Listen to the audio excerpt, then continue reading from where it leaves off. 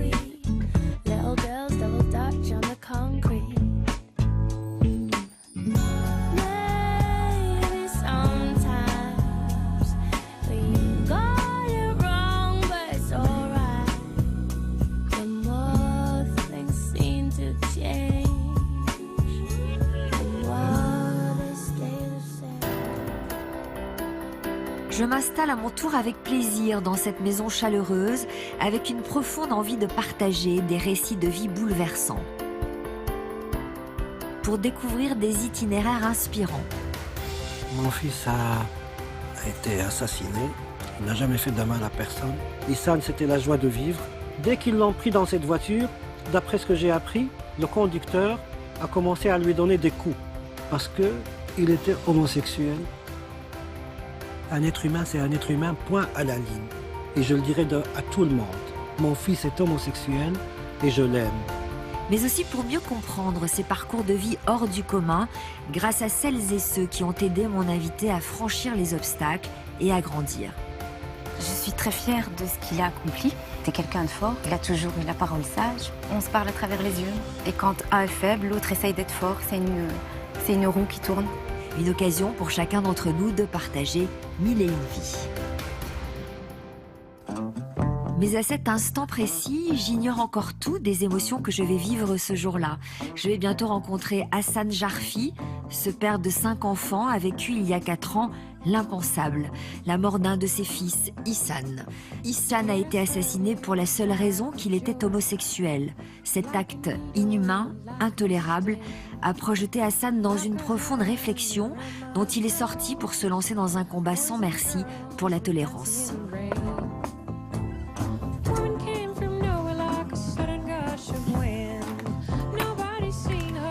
Bonjour Hassan. Bonjour. Merci d'être là, merci d'avoir accepté notre invitation. C'est moi qui vous remercie.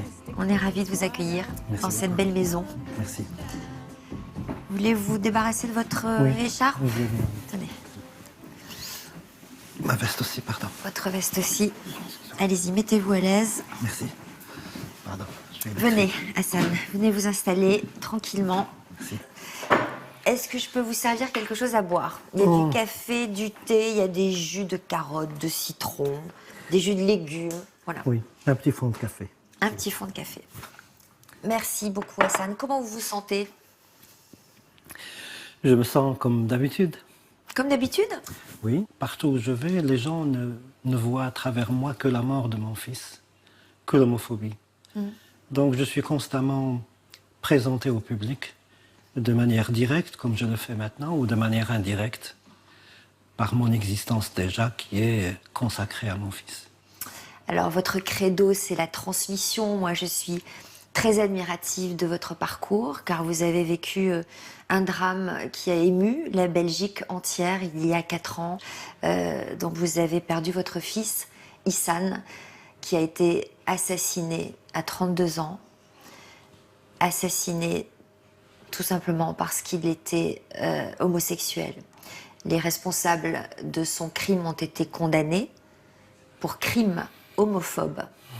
Et cette précision a une importance capitale pour vous. Mon fils n'a pas été assassiné parce qu'il était homosexuel.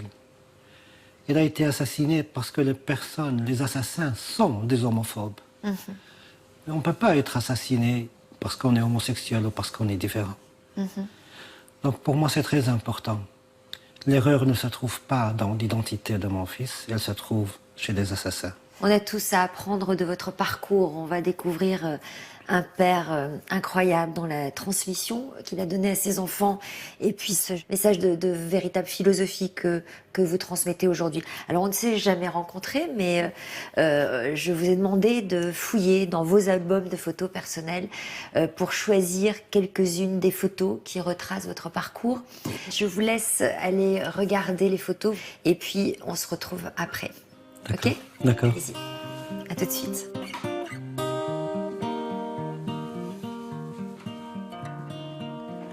Ground down, I know that you'll feel fine if you let me in, hand in hand, I'll show you the way.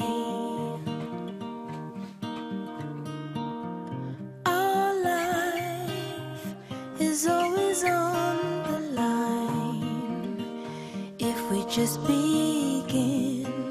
How I hope I'll suit you someday. I am the spring, love is blossoming. You take the fall and sacrifice.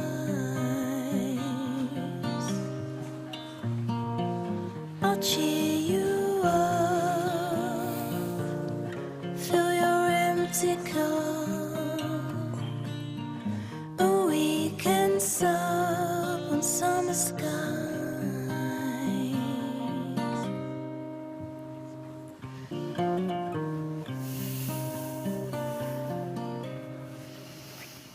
Une vie en photo, votre vie. Quelles sont les émotions que vous éprouvez là, Hassan? Bien, les émotions de l'absence. De l'absence de mon fils, de l'absence de mon père. L'absence a le même goût. Un goût de douleur, un goût d'incompréhension, un goût de trahison. L'absence, c'est comme la mort. Elle a le même goût. L'absence de celui qui est parti et qui n'a pas pu vous dire au revoir, c'est cette absence-là qui vous marque. Alors, la douleur est toujours là. Pour pouvoir la surmonter, vous avez donné un sens au départ de votre fils. Vous en avez fait une force, vous en avez fait un combat que vous allez nous raconter et qui, franchement, en inspirera beaucoup, j'en suis sûre. Si vous regardez, Hassan, cette photo de vous, vous aviez quel âge sur cette photo? Je pense avoir 8 ans. Qu'est-ce Oui. que l'adulte que vous êtes aujourd'hui, avec la vie que vous avez vécue, avec le recul, dirait à ce jeune homme de 8 ans aujourd'hui? Je lui dirais de rester comme il est, de ne rien changer, d'être authentique. Regardez son regard, hein, il vous fixe dans les yeux pour vous dire je suis ce que je suis et je ne m'occupe pas des autres. Alors justement, on va voir comment il est né, ce petit garçon. Il est né le 29 juillet 1953 dans un quartier populaire de Casablanca. Il est arrivé dans quelle famille? Qui étaient vos parents? Mon père, un berbère. Pour commencer, pourquoi? Parce que quand je dis berbère, ça veut dire toute une culture, toute une tradition et tout un savoir-vivre. Mon père était un fêtard, il adorait la fête. Qu'est-ce qu'il faisait dans la vie? Oh, il était paysan, parce que quand il était arrivé à Casablanca, il est arrivé à pied, du sud du Maroc, à pied. Mais il adorait les fleurs, il était jardinier. Il vous transmettait beaucoup de choses, votre père. Vous avez un grand dialogue avec lui. Vous imaginez une source de connaissances fraîches. C'était mon père. Et alors, on faisait bande à part, moi et lui.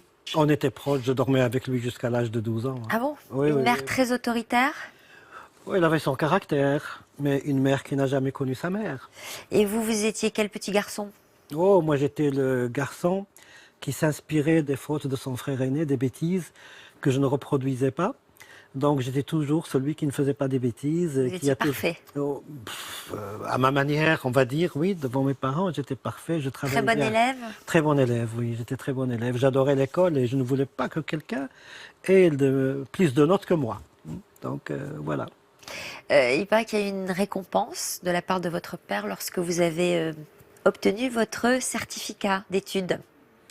Oui, c'est vrai que j'ai réussi le certificat 1 an à l'avance, plutôt que les autres. Et à ce moment-là, on n'avait pas la télévision dans les maisons, mais c'était dans le café du quartier. Et je sais bien que ce samedi-là, il m'avait pris avec lui au café pour voir ce qu'on appelle la soirée. Chaque samedi, il y avait une soirée théâtrale, musicale. Et je suis resté avec lui pendant toute la soirée dans ce café-là pour regarder les émissions de la télévision. J'étais heureux, donc c'était une bonne récompense. J'avais 11 ans. I remember when Cette relation avec son père lui donnera la confiance nécessaire pour poursuivre ses études et à 18 ans, il décroche son bac avant d'entrer rapidement à l'Office national des chemins de fer à Casablanca. En fait, moi, tout simplement, je souhaitais poursuivre mes études, mais vis-à-vis de ma famille, qui m'ont payé mes études, qui m'ont aidé, alors que c'était vraiment une famille très très pauvre, il fallait absolument chercher un travail pour gagner de l'argent et aider ma famille à subvenir aux besoins. Il y avait encore des jeunes frères et sœurs qui devaient étudier, donc il leur fallait de l'argent. Donc tout ça, c'est du devoir. Vous C'est étiez un devoir. épanoui dans ce boulot-là? Oh non, pas du tout, hein, parce que on commençait le travail à 7h du matin, 7h15 du matin, jusqu'à 18h. Pour faire quoi? Pour gratter du papier de manière mécanique et abrutissante. Je voyais bien que ce n'était pas le travail qu'il me fallait. Oui. Vous rêviez à quoi? Vous savez, moi, je rêvais d'avoir un bureau, je rêvais d'avoir des livres. J'aime bien la littérature, j'aime bien la poésie, j'aimais bien l'enseignement.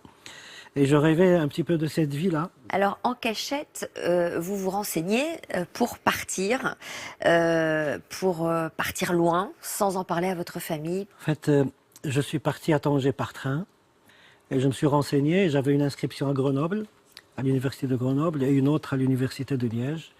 Donc j'ai eu cette inscription-là et c'est ce qui m'a permis de quitter le Maroc. Mais en arrivant à Algésiras, j'ai contacté mes parents pour leur dire « bon voilà, je vais revenir plus tard ». Alors, vous arrivez en Belgique, à Liège, sans un sou. Vous n'avez rien à manger, vous arrivez dans un bar. En fait, je suis arrivé donc dans ce café-restaurant et j'avais donné un billet de 20 francs belges à ce moment-là. Et j'avais mangé et on m'a rendu la monnaie comme si j'avais donné 50 francs belges. Pour moi, c'était un présage. C'est-à-dire, vous vous dites quoi? Je me dis que Liège m'accepte bien, Liège m'accueille. Et puis, je me suis installé là. Alors, vous êtes installé là, vous avez prévenu vos parents, vous avez cherché un travail. Oui, j'ai travaillé un peu à gauche et à droite, hein, comme déménageur, dans les marchés. Tout le travail qui se présentait devant moi, je le prenais, jusqu'au moment où j'ai travaillé comme garde de nuit dans une maison de repos, oui. Et là, vous avez sympathisé avec votre employeur? Ben, mon employeur, quand il m'avait vu, il m'a dit « Monsieur, allez toujours manger, on vous donnera à manger, puis on discute après. » Parce que je n'avais pas mangé pendant 3 jours. Vous pesiez combien à ce moment-là? Oh, déjà quand j'étais arrivé à Liège, je pesais 45 kilos. À mon avis, je n'étais pas loin des 40 kilos, sûrement. Mais quand on est rempli d'une mission, on ne fait pas attention à soi, on fait attention aux autres. C'était quoi votre mission? Ben, la mission, c'est de venir au secours de la famille qui est restée au Maroc. Je travaillais pour cette famille-là, je suis venu en Belgique, je fais mes études, mais en même temps, j'aide ma famille comme je le peux. Donc le patron m'a tout de suite accepté et puis après, c'est devenu un grand ami. Il était gay, homosexuel, il vivait avec quelqu'un d'autre. Comment vous avez réagi quand il vous a parlé de sa vie? Au Maroc, ça reste tabou?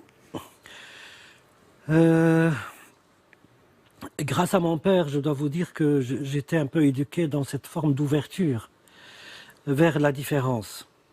Ce qui fait que rien ne m'étonnait dans la vie et je ne pouvais pas juger quelqu'un. Ça a dû vous faire chaud au cœur de trouver cet accueil auprès de ce couple? Oui, parce que d'abord, il m'a offert le gîte, Ouais. il m'a offert la nourriture, il m'a offert un salaire, il m'a permis de reprendre mes études. Bon, vis-à-vis Vous avez fait des études de quoi à ce moment-là? À ce moment-là, j'ai fait des études de commerce et de marketing. Ouais. Et puis après, des études à la faculté de philosophie et de lettres en communication. Et puis un DEA à Aix-en-Provence dans les sciences islamiques arabes du monde méditerranéen. C'était à l'IRIMAM, Ouais. où j'ai fait un DEA. Et puis je me suis inscrit pour un doctorat, mais j'ai le temps. Et puis, il y a une rencontre qui va changer votre vie. Oui, si vous voulez, en arrivant à Liège, donc j'étais inscrit à l'université, mais il fallait faire des démarches pour obtenir le statut de résident à Liège en tant qu'étudiant. Il y avait un bureau qui s'appelait le service provincial d'immigration et d'accueil. On peut se présenter et c'est ce bureau-là qui fait des démarches pour vous, pour demander un visa et pour vous permettre de rester en Belgique en tant qu'étudiant. Pendant que j'étais dans la salle d'attente, j'avais vu une jeune fille avec une veste rouge et une jupe grise. Je lui demandais l'heure Et ce qui m'a étonné, c'est qu'elle était liégeoise, belge, et il était dans un bureau d'immigration. Je lui ai dit c'est un bureau réservé aux immigrés qui viennent régulariser leur séjour. Et qu'est-ce qu'elle Alors faisait vous, là? qu'est-ce que vous faites là? Elle m'a dit je fais une étude sur les immigrés, sur les Maghrébins, parce que je suis étudiante, on appelle ça un régenda pour devenir professeur. Ben, je lui ai dit voilà, je suis un cas précis, un cas concret, vous pouvez faire votre étude sur ma vie en tant qu'immigré. Et donc elle a fait une étude très poussée. Elle l'a fait toujours.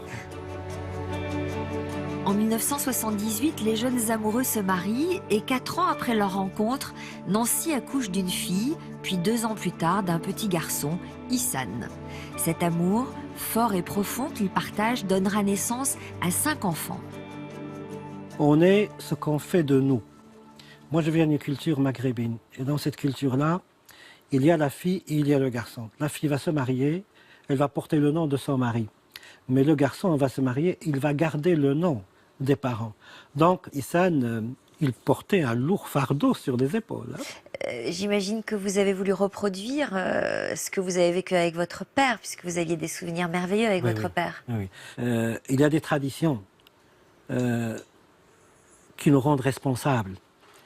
Et il y a des traditions, justement, qui doivent encourager et enrichir l'esprit critique. En ce qui me concerne, j'ai eu beaucoup de traditions que j'ai transmises à mes enfants, mais aussi des traditions que je n'ai pas voulu transmettre à mes enfants, qui viennent de la société. Et est-ce pourquoi? Parce que je suis responsable de ces préjugés, de ces traditions qui se basent sur le jugement de l'autre, et je n'ai pas voulu le transmettre à mes enfants, comme mon père n'a pas souhaité me le transmettre. Mon père berbère, il quitte son pays, il vient à Casablanca et il va épouser une femme arabe, qui est ma mère. Moi, je quitte le Maroc, je viens en Belgique et j'épouse une liégeoise. Vous comprenez? Ma fille va épouser un Sicilien, un Philippe, que j'adore, d'accord? Et il faut voir le fruit de tout ce mélange-là, de cette mixité et cette richesse culturelle. C'est tellement extraordinaire que de rester enfermé dans le même carcan, avec les mêmes idées, reproduire les mêmes choses. C'est un peu triste. Mais quand on s'ouvre, comme mon père, le jardinier, l'amoureux des fleurs, poète, qui aime la chanson, il m'a transmis ces traditions-là, je les transmis avec fierté à mes enfants, bien sûr, et en toute confiance. Alors Ihsan, quel genre de petit garçon est-il? C'est le petit garçon qui était vraiment respectueux, qui était très heureux et qui vous le rendait avec un sourire quand vous l'embrassez, quand vous lui dites « je suis fier de toi, t'as réussi, t'as gagné », etc.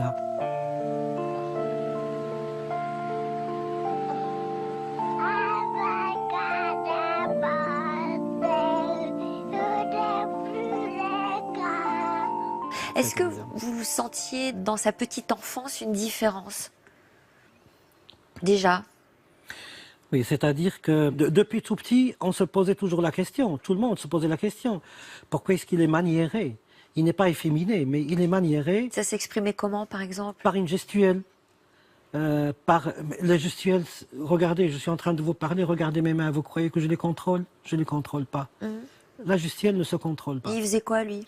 Une gestuelle efféminée, tout simplement, quand il parlait, quand il rigolait, on a l'impression d'entendre une fille. Vous savez, quand il était petit, qu'il voulait aller faire pipi, il tirait sur son t-shirt en disant pipi, pipi, pipi.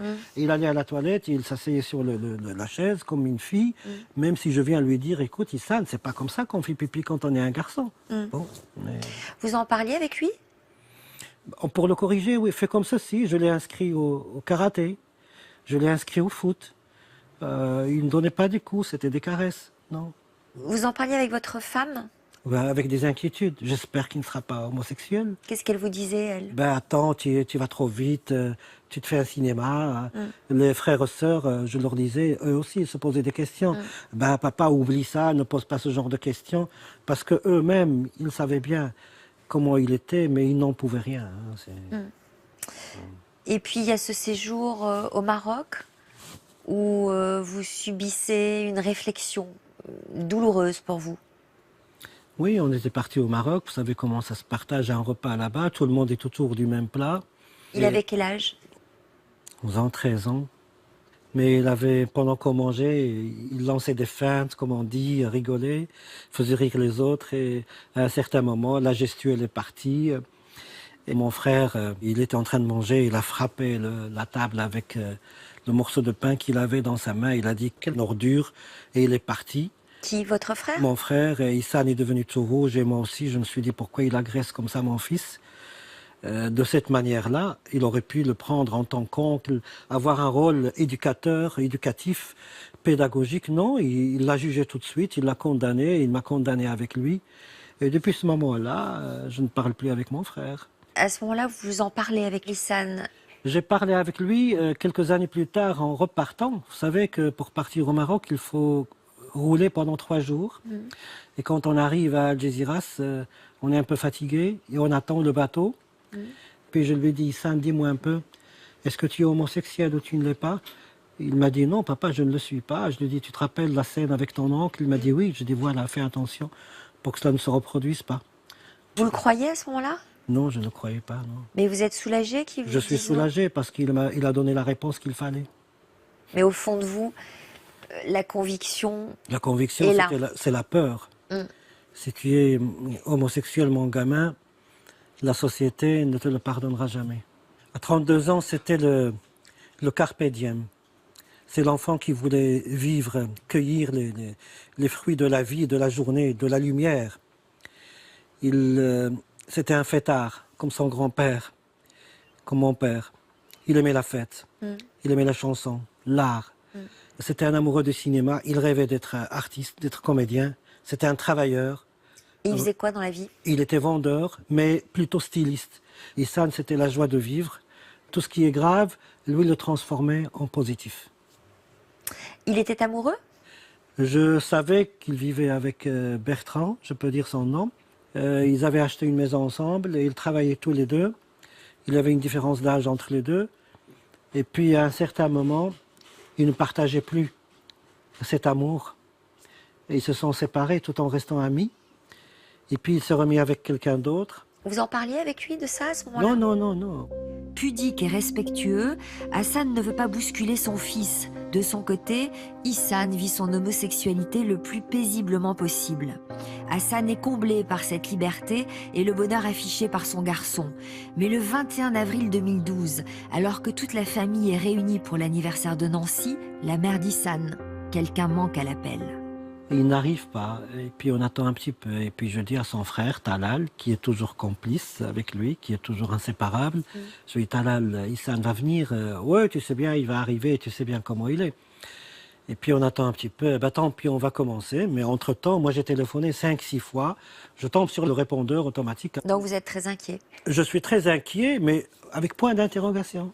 L'étonnement, pourquoi il n'est pas là? Qu'est-ce qui lui est arrivé? Peut-être un accident. Le lendemain, mais j'ai téléphoné à tous les hôpitaux. Non, il n'est pas dans les hôpitaux.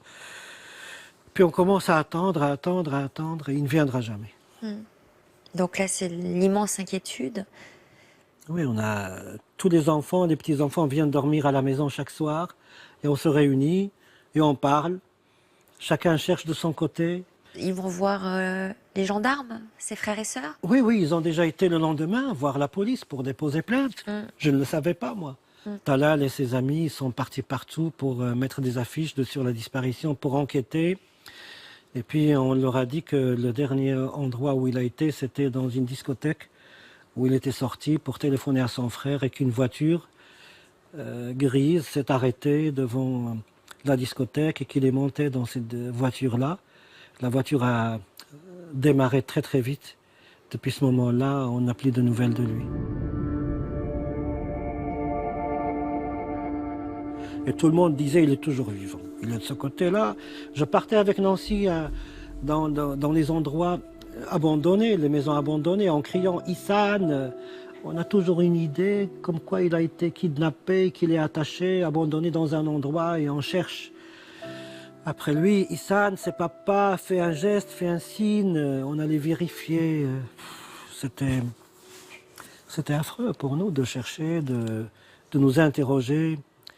Parce qu'on se posait toujours des questions. Est-ce que mon fils n'est pas en train d'être torturé? Est-ce qu'il n'est pas en dessous de quelque chose qu'il souffre?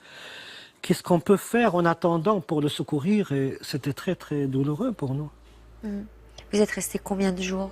9 jours. 9 jours? Jusqu'au 1er mai. Jusqu'à ce que le coup près tombe? C'était un soir. C'était un soir, on sonne à la porte. Nancy va ouvrir. Moi, j'étais dans le salon. Je priais. Et Nancy crie. Hassan, on a retrouvé son corps. J'ai rêvé de lui hier. Il me disait, maman, on m'a attaqué. Et je n'ai pas voulu te le dire pour ne pas te faire peur. Moi, j'étais paralysé. Parce que ma femme pleurait très très fort. Je la prenais dans mes bras. Mais j'étais inconscient de ce que je faisais. Parce que quand vous ramassez un coup, vous êtes dans les vapes. Vous êtes dans le coma. C'est ce qui m'est arrivé. 10 jours après sa disparition, la police retrouve le corps d'Hissane. Rapidement, 3 hommes sont arrêtés et un 4e recherché. Hassan a le souffle coupé. Il est muet de douleur.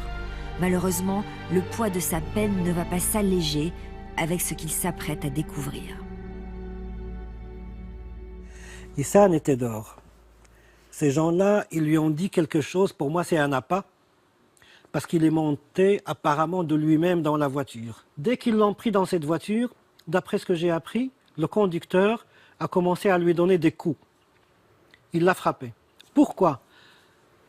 Parce qu'il était homosexuel. Tout simplement parce que le conducteur, qui est un homme viril, comme la société souhaite qu'on ait des hommes virils, machistes, qui n'aiment pas les homosexuels, eh bien, ce petit corps, 45 kilos, tout fétiche, squelettique, d'accord? Lui, avec son gros coup de poing, il commence à lui donner des coups de poing.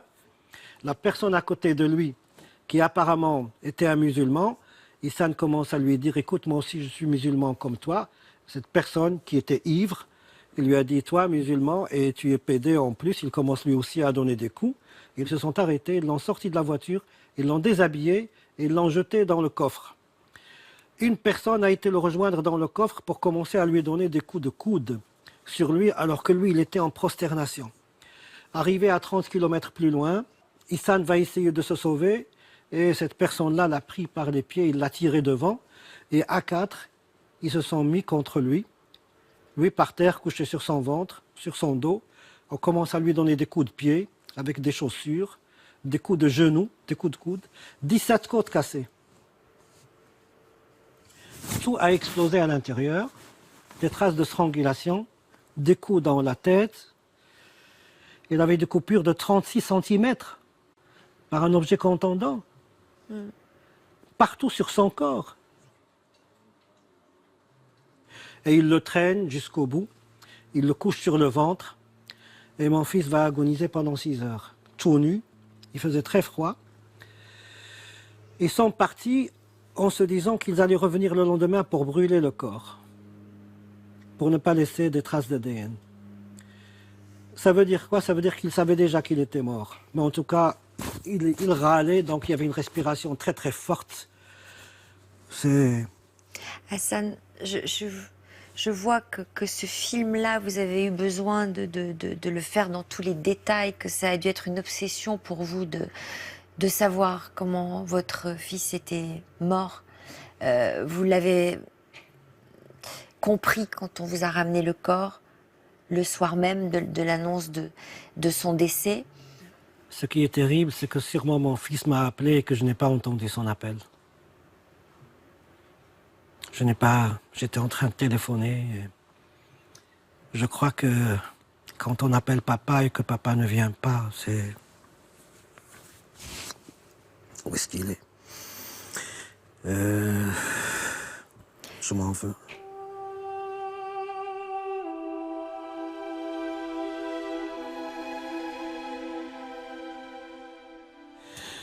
Mon fils a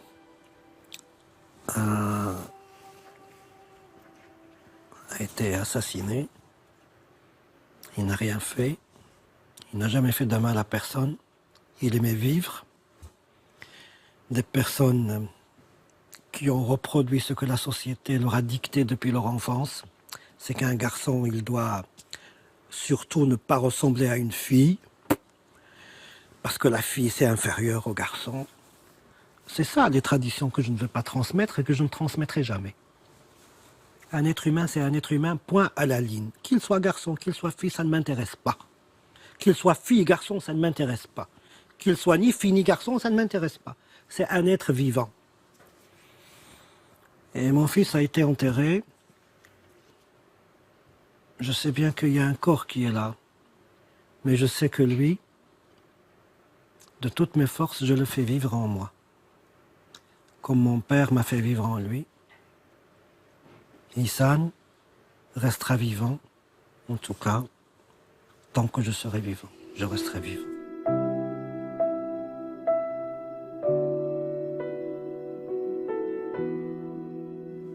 J'imagine que ce qui vous a permis de tenir dans les jours qui ont suivi, c'est cet élan de solidarité incroyable qui a dû vous porter. Je peux vous assurer que la mort d'Ihsan, l'univers s'est associé à sa mort. Parce que l'écho de son assassinat est arrivé jusqu'en Australie, est arrivé jusque dans des pays qu'on ne soupçonnera jamais, l'Arabie Saoudite, et j'ai eu des messages de condoléances et de solidarité de partout. Je me balade toujours, l'écharpe que vous avez vue tout à l'heure, c'est l'écharpe d'Ihsan.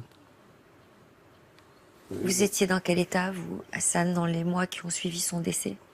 Ah oui, j'étais très malade. Je voulais partir. Je voulais partir. Le rejoindre? Le rejoindre, oui. Je voulais partir, le rejoindre parce que je n'avais plus envie de vivre. Est-ce que vous avez éprouvé de la culpabilité à ce moment? Il y a une culpabilité. Elle existe, la culpabilité. La culpabilité, c'est celle qui ne va plus me quitter. C'est parce que je n'ai pas pris mon fils pour lui dire droit dans les yeux. Mon gamin, tu es homosexuel, mais je t'aime. Et je le dirai à tout le monde. Mon fils est homosexuel et je l'aime. Ça, c'est une culpabilité qui ne me quittera jamais. Pourquoi? Parce que j'ai joué le jeu des autres. Vous savez, dans la vie, il y a toujours des personnes à qui on a envie de donner raison. On leur donne raison et on les laisse décider à votre place. Alors ces personnes-là, je m'en suis libéré. Parce que l'amour de mon fils m'a appris une leçon qui est grave aujourd'hui. Si tu écoutes les autres, au détriment de ceux que tu aimes, tu risques de perdre ceux que tu aimes et de rester avec les autres.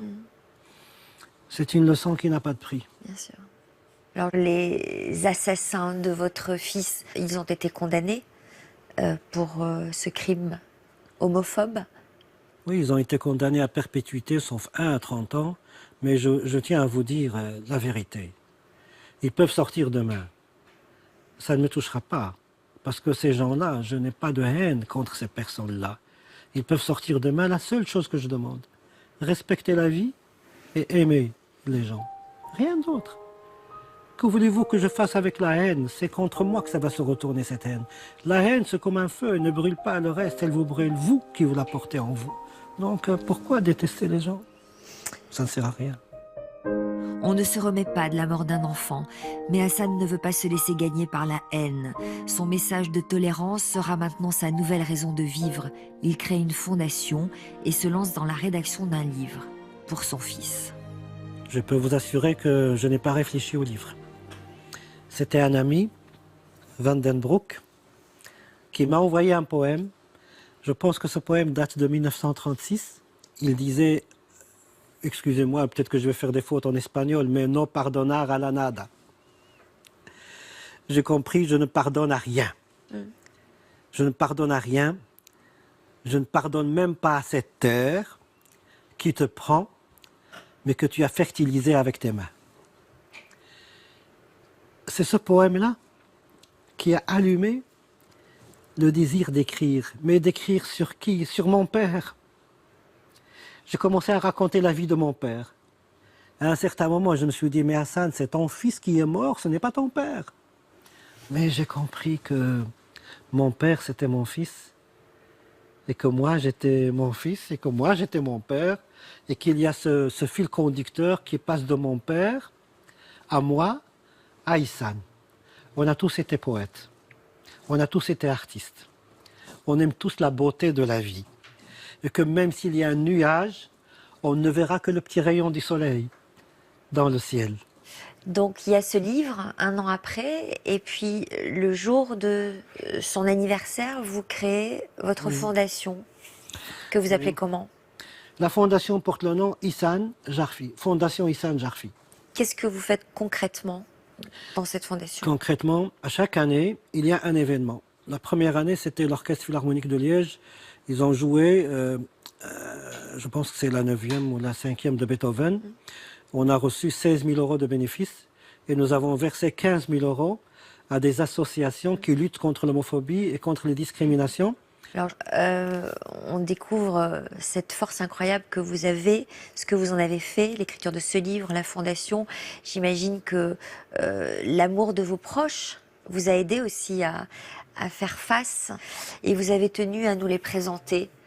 Il s'agit de votre femme, Nancy, et de votre fille qui s'appelle, comment vous prononcez son prénom? Elle s'appelle Hind. Hind, ça veut dire pur. Donc elle avait 17 mois d'écart avec Ihsan, Ihsan, oui. dont il était très proche. Ah oui, oui, ils étaient complices tout le temps. Je vais aller chercher votre femme et votre fille et je reviens. avec Merci, elle. merci beaucoup.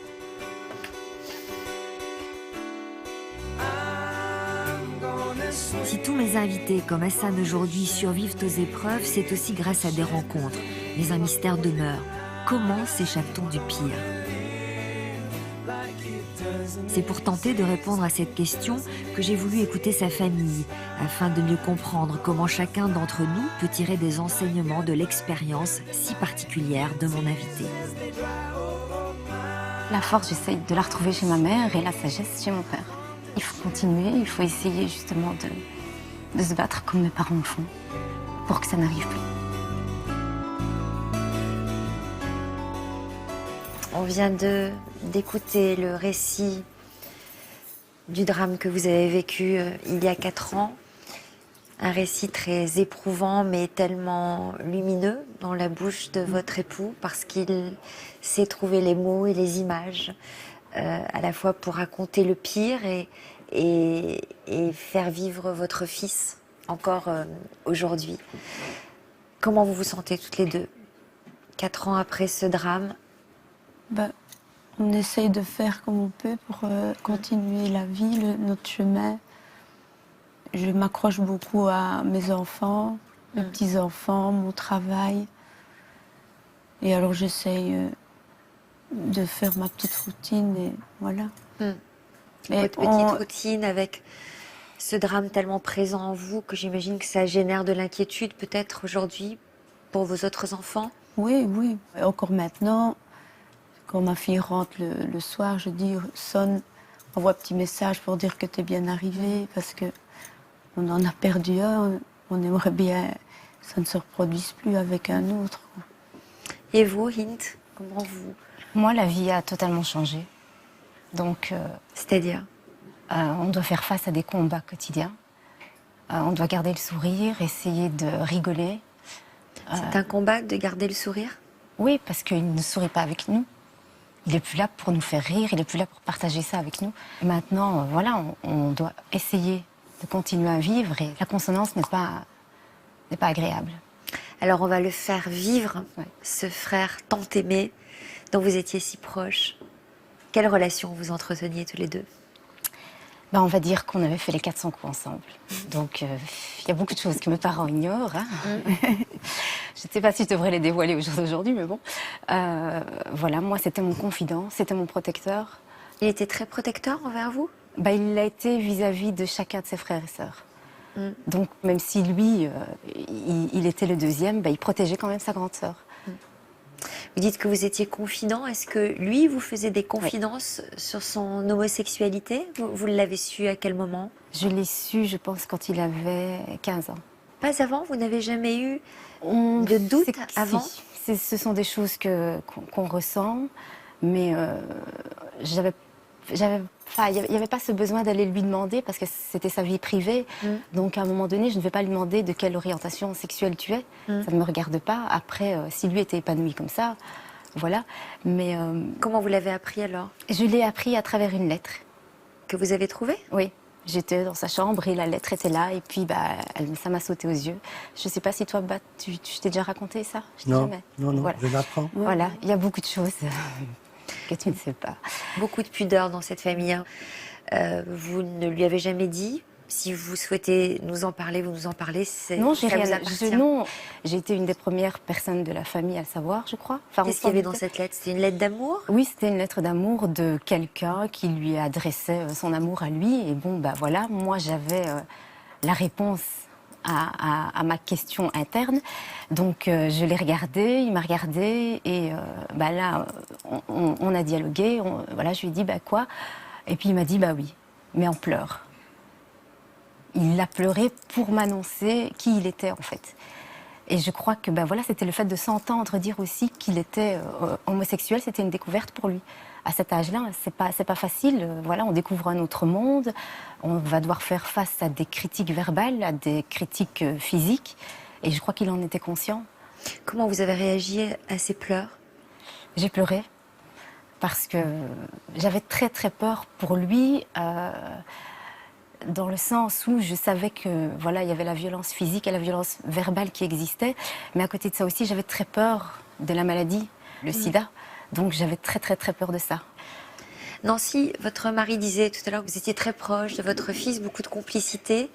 Est-ce qu'il vous faisait des confidences qu'il ne faisait pas à votre mari? Non, pas vraiment de confidence, mais je suis allée plusieurs fois chez lui. J'allais faire des courses avec lui.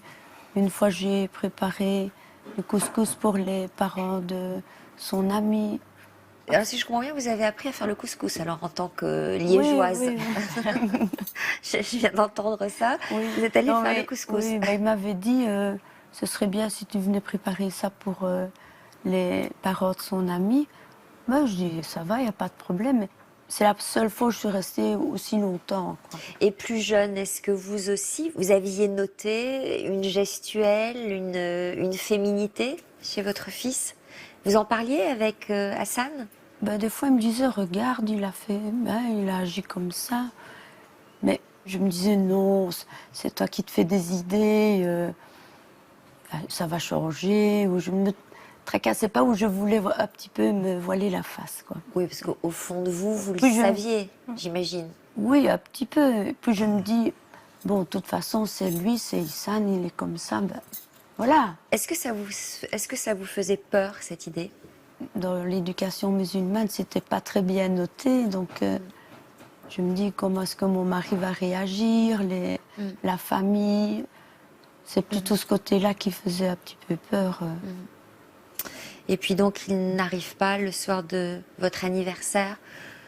Vous trouvez ça, j'imagine, anormal, car c'est un garçon qui, normalement, aurait dû prévenir en cas d'absence. Donc, vous vous inquiétez, comment vous vivez tout cela?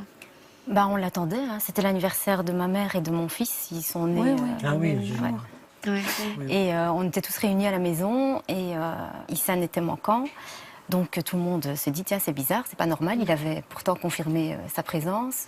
C'est pas quelque chose qu'il aurait raté, d'autant plus que c'était l'anniversaire de sa maman et de son neveu.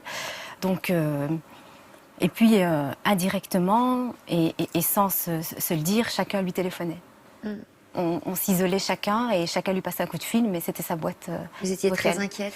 Il y a quelque chose qui est présent en nous et on sait qu'il y a quelque chose qui se passe, mais on ne sait pas dire quoi et il y a On une ne sait grosse pas, peur. On sent. Oui, voilà, On sent. on sent. Donc, ces 10 jours d'attente ont dû être terribles. Bah, c'est affreux, c'est ne pas savoir où il est, ne pas savoir ce qui lui est arrivé, ne pas savoir s'il mange, s'il a froid. Alors que nous, après les recherches, à un moment donné, voilà, on rentre le soir, on ne mangeait plus parce que lui ne mangeait pas. Donc oui, c'est pas... Notre vie s'arrête. Et pendant toute la recherche, mes frères et toute la famille et ma sœur, bah, on a tous essayé de protéger nos parents. Donc il y avait beaucoup d'éléments que mes frères gardaient pour eux et qu'ils n'avouaient pas à mes parents et même nous. Parce que bon, voilà, on était peut-être plus fragiles qu'eux. Donc voilà, il y a des choses que nous, on ignorait, mais qu'on voilà, on entendait des sons, on entendait des inquiétudes. Donc à un moment donné, bah, moi je disais, faut me le dire, dites-moi. Qu'est-ce qu'on vous disait? Possible qu'il soit là, il faut qu'on aille chercher à tel endroit. Donc à un moment donné, on se rend compte qu'on doit aller chercher dans un champ. Donc le champ, voilà, il s'étend sur des kilomètres et on se retrouve avec un de mes frères à crier son nom. à crier son nom en espérant qu'il va faire un signe, qu'il va crier, qu'il va dire je suis là et qu'on puisse l'aider. Donc ça, c'est des éléments dans la recherche, on s'accroche au moindre espoir et on essaie de tenir comme ça. Et puis il y a l'annonce terrible de ce qui s'est passé. Vous découvrez le corps de votre frère. Il y a la cérémonie. Il y a la solidarité qui a dû vous faire du bien. Oui. Mais surtout, vous en parliez, l'inquiétude de voir vos parents plongés, et en particulier votre père, qui va très mal. Comment vous le vivez, ça? Bah, c'est pas facile. Hein. Ma mère, ça a été quelqu'un de très très fort. Donc elle était là pour soutenir mon père. Elle est toujours. Oui, oui. Mon père, lui, le voir prendre des médicaments, donc non. On ne sait pas où ça va aboutir. Pas quelque chose de noir, mais on ne sait pas comment le corps peut réagir face à des calmants. Et puis c'est la peine qui prend le dessus. Donc on ne savait pas du tout comment tu allais réagir face à ta douleur.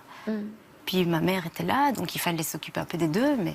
Non, si on parle de vous comme d'un pilier, votre fille dit que c'est vous qui avez soutenu, porté votre mari. Où l'avez-vous trouvé cette force? J'ai pas l'impression, moi, d'être un pilier.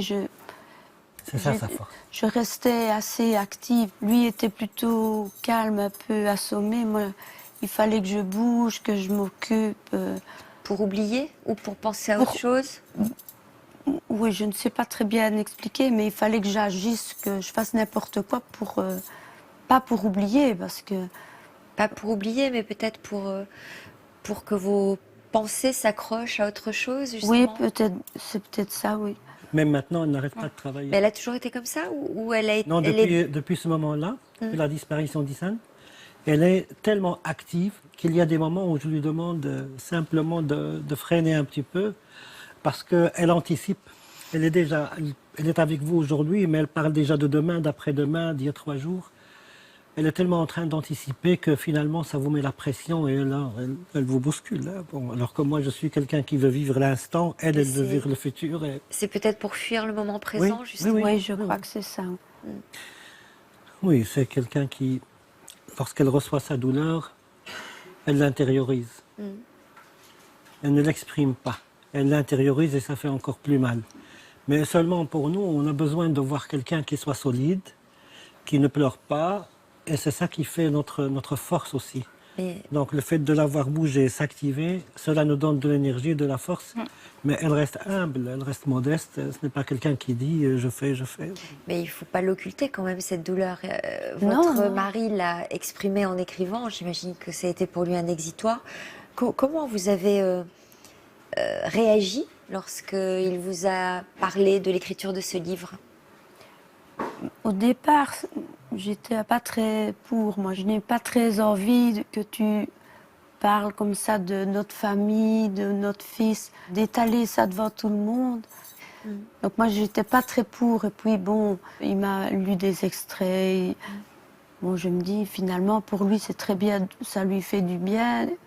Et ça va quand même servir à quelque chose pour l'avenir, quand même, pour essayer d'ouvrir un peu les yeux à certaines personnes. Donc, Est-ce que vous en parlez tous les deux de votre fils? oui, il me rappelle souvent des anecdotes ou des petits moments. Bon, alors à ce moment-là, on a un petit peu un petit coup de blues, on va dire, tous les deux. Hein? On a très peu évoqué le procès. Je me suis attardée sur le fait que Hassan n'éprouve pas de haine vis-à-vis des assassins de votre fils.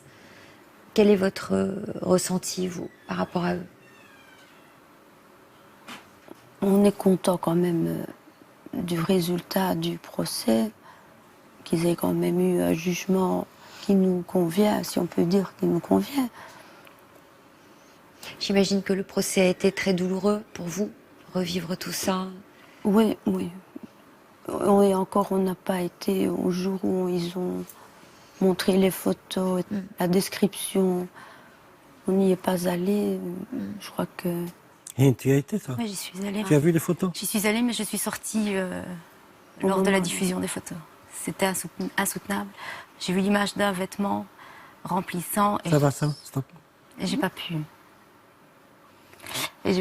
Donc je suis sortie.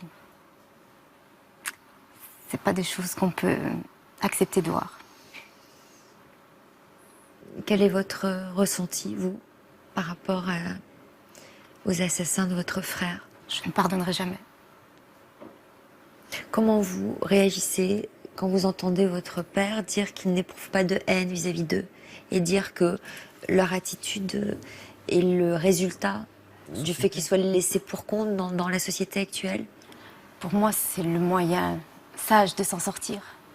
Mais pour moi, je ne De s'en sortir quoi? Que lui puisse se sortir de la survivre douleur. Ouais. à la douleur? Ouais. Moi, je ne peux pas.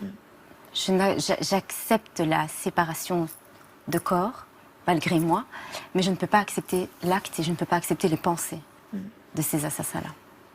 Et le verdict du procès, est-ce qu'on peut rappeler à combien ils ont été condamnés? Oui. Perpétuité pour 3 Voilà. et 30 ans pour le plus jeune.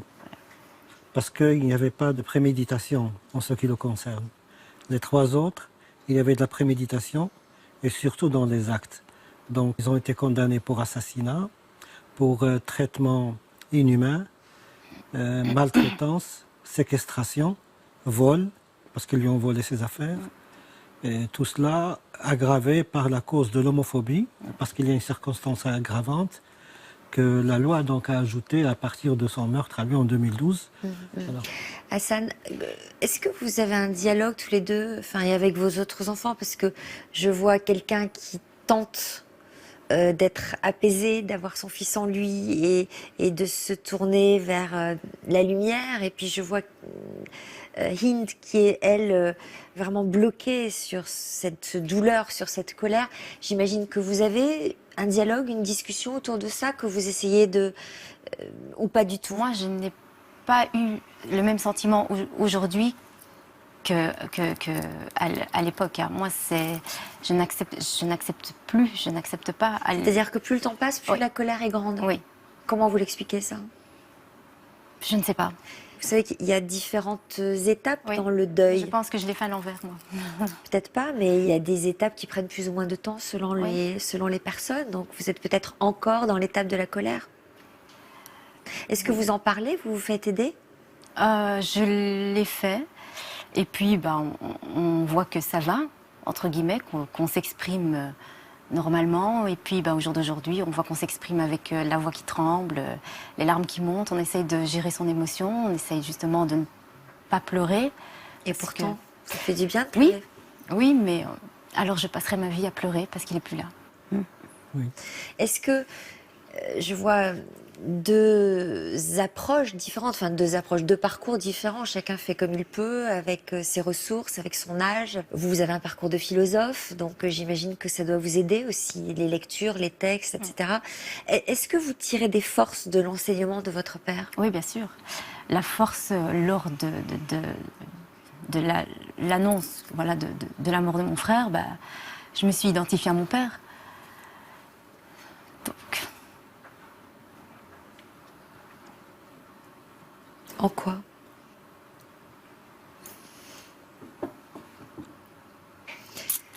Et si vous acceptiez de pleurer un grand coup, parce que ça fait du bien les larmes? oui, Faut pas les retenir. C'est un combat supplémentaire de les retenir. oui, il faut faire autre chose au jour d'aujourd'hui. Il faut continuer, il faut essayer justement de se battre comme mes parents le font. Pour que ça n'arrive plus. Oui, je me suis identifiée à lui parce que c'était quelqu'un de fort. Il a toujours eu la parole sage, ma mère aussi.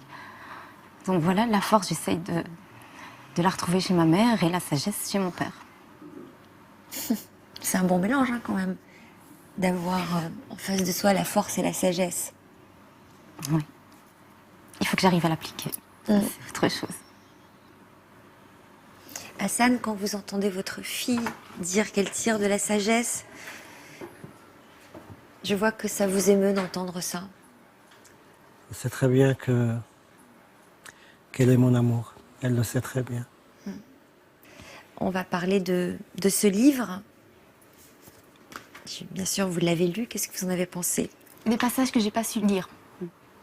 Quel passage? Il est sur ma table de chevet, il est là, mais il y a des fois où je n'arrive pas à l'ouvrir et les passages des souvenirs, non, je ne peux pas. Il s'appelle Le couloir du deuil. C'est un joli titre. Le couloir du deuil, tout d'abord parce que, au départ, pendant qu'on attendait des nouvelles d'Issane, on était comme quelqu'un qui attendait son exécution. C'est le couloir de la mort. J'ai lu que vous êtes intéressé aux expériences proches de la mort, ce qu'on appelle Oui. les NDE, et vous rapportez cette image qu'ont ceux qui ont frôlé la mort de passer dans ce couloir comme ça et d'être attendus par une lumière et peut-être des êtres disparus. Ça a un lien avec ça aussi, ce titre? Mais les couloirs, je viens d'en passer par un, avec mes photos. Ça résume ma vie. Je viens de passer dans le couloir de ma vie pour arriver à la lumière des projecteurs. Est-ce que vous voyez? Oui. Donc Et c'est toujours le poète qui prend le dessus, Mais et le philosophe. ma vie, elle était résumée dans ce couloir-là. Et depuis mon enfance, j'ai toujours pensé que il faudrait qu'il y ait une idée positive qui nous encourage à vivre, à nous dire que après la disparition du corps, il y a autre chose de plus positif, ne serait-ce que les souvenirs qu'on laisse dans la pensée des autres. Donc, ce que vous avez dit dans l'expérience de la mort rapprochée, ça m'a toujours fasciné. Et j'ai toujours vu les personnes dans un couloir qui arrivent vers une lumière. Et je me suis dit, là aussi, c'est le couloir d'Issane. Et c'est le couloir aussi par lequel je suis passé avant d'arriver devant le salon et de lire que Issane avait disparu. Hassan, si vous aviez un conseil à donner à votre fille, je vois qu'elle est vraiment en souffrance par rapport à son deuil, le fait qu'elle puisse pas se confronter aux souvenirs, ça veut dire qu'elle n'est pas encore à cette étape-là, son frère n'est pas encore vivant en elle, mais ça va venir. Si vous deviez lui donner des conseils, parce que ça sera des conseils riches d'enseignements pour nous tous. De se rappeler les blagues d'Issane. Carpe diem. Quand il m'imitait, quand je partais à la Zaouia et que vous étiez à la maison, qu'il se moquait de moi. Rappelez-vous ces blagues-là. Rappelez-vous... Qu'est-ce qu'il disait? Il se moquait? Moi, je ne sais pas, il se moquait de mon accent, oui, de mon accent. Mais il faisait rire tout le monde. Donc il faut penser à Issane, il faut penser au film qu'il a aimé, à sa façon de vivre. Et ça doit rester cette petite lumière-là qui doit éclairer notre chemin. Parce que pleurer, tu peux pleurer, ça ne lui fera pas plaisir. Non, j'en suis consciente. Mais j'ai un conseil à te donner, ne change surtout pas. Pleure quand il faut pleurer, ris quand il faut rire, tu es extraordinaire. C'est tout ce Mais il que faut je être peux forte dire. parce que lui était fort. Et puis il y a ce combat qui vous porte tous, j'imagine que vous êtes tous soudés autour de ce combat au sein de la fondation que votre père a créée. Qu'est-ce que vous en pensez de tout ça? Je suis très fière de ce qu'il a accompli. C'est pas moi, c'est lui, c'est Issane qui a accompli ça. Oui, mais Moi- c'est à moi- travers toi aussi. Oui, mais qu'est-ce que j'ai fait concrètement? J'ai pleuré, comme un père doit pleurer. Il y a des gens qui ont entendu ma souffrance et qui se sont mis autour de moi. Tout seul, j'aurais fait la fondation? Jamais de la vie. Non, ça on en est C'est grâce à Pascal Cavelier, grâce à Bernard Thierry, grâce à tous ces hommes-là et ces femmes qui se sont mis autour de moi et qui font tourner la fondation, qui récoltent l'argent, qui le distribuent aux autres, au nom de ton frère, au nom de mon fils. Donc moi, qu'est-ce que j'ai fait? J'ai fait ce que tout père doit faire. Pleurer, dire non, ça ne doit pas arriver. C'est tout. Et puis donc récolter de l'argent, l'offrir à ces associations avec quel projet concret? Donc le but c'est de changer les mentalités, de changer les esprits, d'ouvrir les esprits. Oui, je vous avais dit tout à l'heure, la sacralité de la vie, par l'amour, ça se trouve dans la Déclaration des droits de l'homme. Quand on regarde la Déclaration des droits de l'homme, on retrouve ça. L'objectif de la Fondation, c'est ça. C'est rien d'autre que cela. C'est de demander aux gens de respecter la dignité et la vie des autres qui sont différents. On ne demande rien d'autre. Et c'est l'objectif de la Fondation, de lutter contre toutes les formes de discrimination. Voilà. Le fait d'organiser des manifestations, des événements, ça aussi, ça vous pousse vers la vie? Ça vous permet de rencontrer des gens? Eh oui, parce que quand les gens viennent vous dire merci pour ce que vous faites, quand vous montez sur la scène devant 600 personnes, 700 personnes ou 800 personnes, quand vous organisez une réunion de réflexion avec plein de penseurs, d'intellectuels, de philosophes pour débattre le problème de la différence, ou la question de la différence, vous êtes là, eh bien, je sais bien qu'à travers moi, c'est Issane qu'on voit. Et je le dis à chaque fois, je dis, il y a une pensée pour Issane. C'est lui qui a fait tout cela. Est-ce que tous les enfants sont présents ce jour-là, lorsque vous organisez une manifestation? Vous êtes tous là? Oui, on essaye. Mm. Il y a la sensibilité de chacun aussi qu'il faut prendre en compte. Est-ce que vous parlez beaucoup de votre frère avec vos frères et sœurs? Je crois que ça se joue beaucoup dans le regard. Il y a des moments où on est capable de le faire, Et il y a des moments où les mots sont trop lourds. Et c'est comme un poignard qui revient à chaque fois. Donc, on se parle à travers les yeux. Et quand un est faible, l'autre essaye d'être fort. C'est une roue qui tourne. Vous avez conscience que parfois, quand on souffre comme ça, c'est plus facile d'aller parler à quelqu'un d'extérieur, à la famille, qu'à des très proches sur lesquels on ne veut pas faire porter sa douleur et sa souffrance. Je pense qu'on a chacun nos confidents externes. Vous avez été surpris par la solidarité que vous avez rencontrée à ce moment dramatique de votre vie? Oui, on a aussi rencontré des personnes des fois dans la rue. Une fois, on était en train de marcher et il y a une dame qui nous a dit « Ah, bonjour, vous êtes monsieur, madame Jarfi », enfin surtout toi. Et elle dit « J'ai connu votre fils, il était mon conseiller, mon petit vendeur quand j'allais choisir des vêtements. » Donc on se dit quand même, tous les jours, on a des personnes qui se manifestent comme ça. Alors je vous invite à découvrir ce livre d'Ihsane Jarfi, Le couloir du deuil. Magnifique livre, avec à la fois une belle qualité d'écriture, avec une jolie préface d'un philosophe, et puis un livre qui renseignera beaucoup, en tout cas sur la transmission, sur les valeurs, sur votre culture, sur vos traditions. Donc avec en fond de tout ça, ce combat pour faire évoluer la société, faire évoluer les regards, ouvrir les esprits sur la différence, c'est votre combat que vous portez tous.